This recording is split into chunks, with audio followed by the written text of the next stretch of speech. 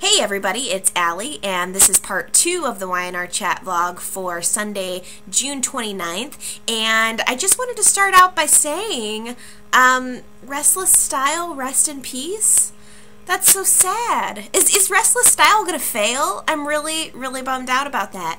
And not to mention, I think that the worst part of this is that it means that Victor was right if this magazine does fail. Because Victor said from the very beginning, print magazines rarely work.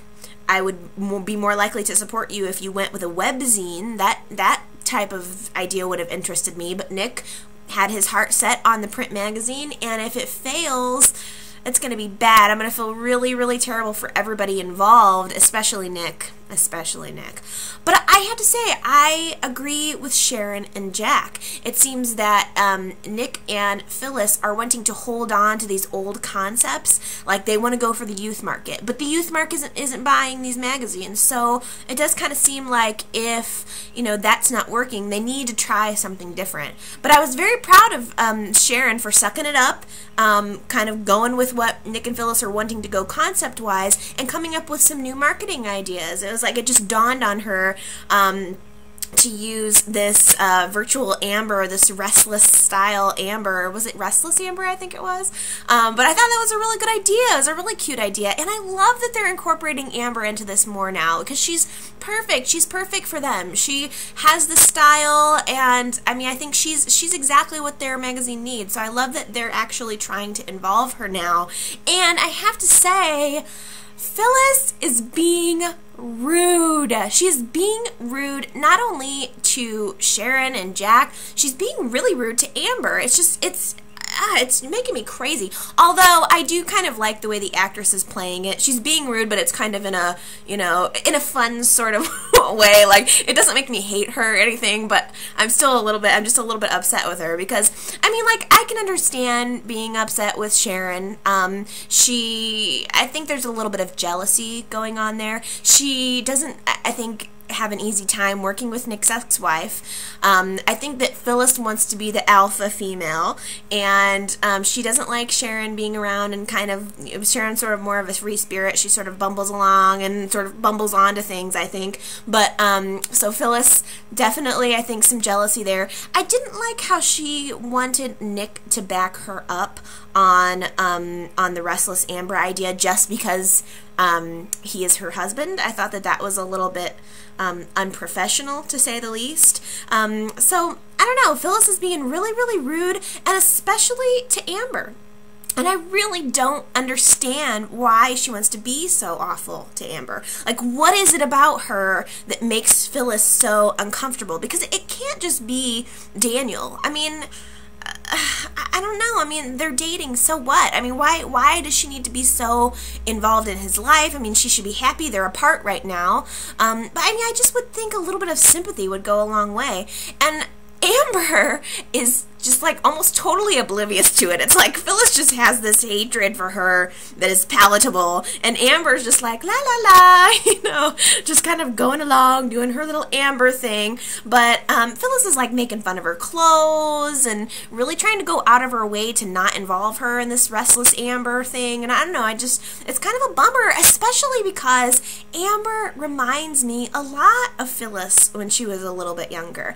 I think that Amber was, I mean, Phyllis, if you recall, Phyllis was very bad, and I did not like that character at all when she was on the show back in the Danny Christine era. But that kind of the way she, I don't know, her style, her spirit kind of reminds me of Phyllis. So I would think that they might be friends, or that Phyllis might accept her a little bit. And I'm very disappointed in Phyllis for being so hard on Amber. So Amber did get that invitation from Daniel to go, I think, to Barcelona, to go kind of have a party with him and Kevin and have sort of a fun time, and she turned it down because of the Restless Amber launch.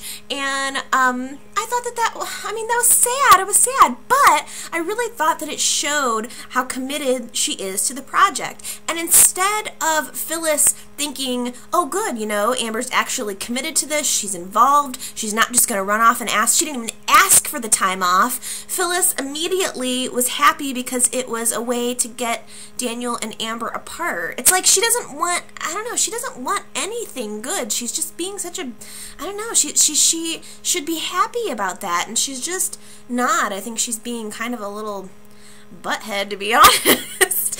I love you, Phyllis, but you're being a butthead. So anyway, one other thing on the Restless Style foursome, Jack, he had that vision at Jabot. He was sitting in Nikki's chair. I know you remember this. And he had this vision of him running Jabot once more. He had Nikki reporting to him, and Jill.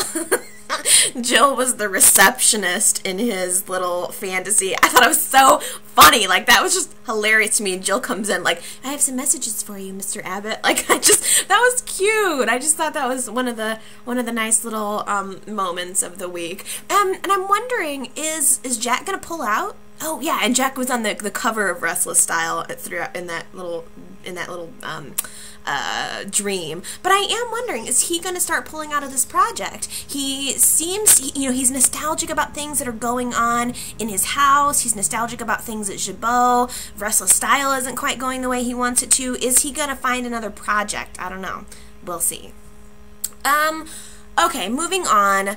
I just want to quickly say I'm so happy that Neal and Karen are back together, and not only are they back together, but they were getting it on this week, and I thought that was very sexy. Karen's back at Newman. It's going to be really good. I'm jazzed about it. My question is, somebody mentioned last week in the comments that something about Dru coming back, and I need to know, you guys, is Dru coming back? I'm in a bubble. I don't read any of the magazines or anything, so please somebody tell me, is she coming back? And please tell me it's the original actress, not a recast, please.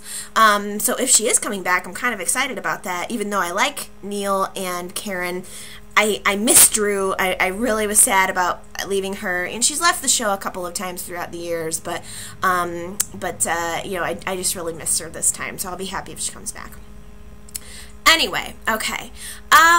Gosh, I'm already at almost about 10 minutes right now, and I've still got so much to talk about. How about Lily and Kane? So it was Lily's 21st birthday, and Chloe crashed the party. Like, I don't understand why she would want to be around a bunch of people who hate her. I'm not understanding her motives here. Like, this cannot be about her wanting Kane, because clearly Kane can't stand her. She can see it in his eyes. He's done everything to try to get her to go away. I don't know what makes her think that there could possibly be any kind of future for those two. Like, I'm almost thinking that Chloe doesn't want Kane as much as she just doesn't want Lily to have him. I think that this is a jealousy thing. We kind of established previously that Chloe was sort of a wannabe model. Maybe it didn't work out for her or something in the past. So I think she just doesn't want Lily to be happy, and that's sad. That is really, really sad. Yeah, bummer. But otherwise, the birthday party was fun. We had another treasure hunt. It's like, how many treasure hunts? It was like Jack has done 2 of them recently. It's like, I'm kind of, we need to come up with some new creative gifts that the guys can give to the girls other than a treasure hunt. But whatever, you know, I mean, I know it was cute. I like Kane and Lily. Kane is pretty hot, so I was happy to see that. And there was kind of a steamy love scene between Kane and Lily this week. Like, oh, I mean, Kane had his pants unbuckled at one point. It was kind of hot. I mean, you know, yeah. So, anyway, it was a fun party. It was nice seeing Devon and Roxanne together because Devon needs a woman. So Devon's aunt and cousin are in town right now, which is really interesting. Again, this is another one of those, where are we going with this situations? Two quick comments. The actress who plays the mom, Devon's aunt, I'm sorry, I can't even remember the character's name, but she looks familiar. Beautiful, so beautiful, but she looks totally familiar.